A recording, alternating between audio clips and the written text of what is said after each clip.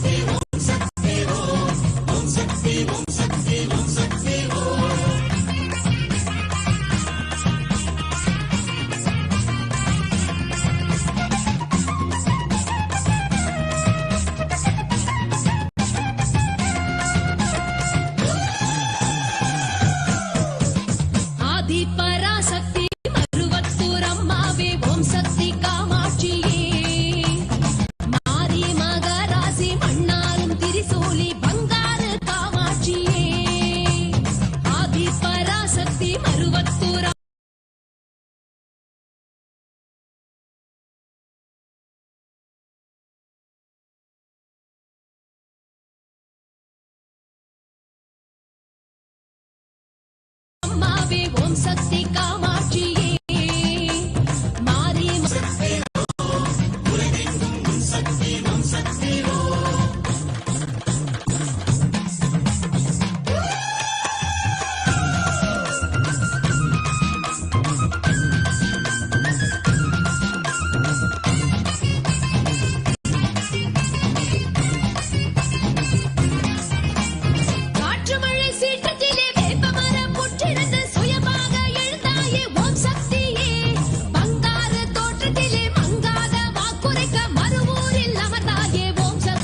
bless you.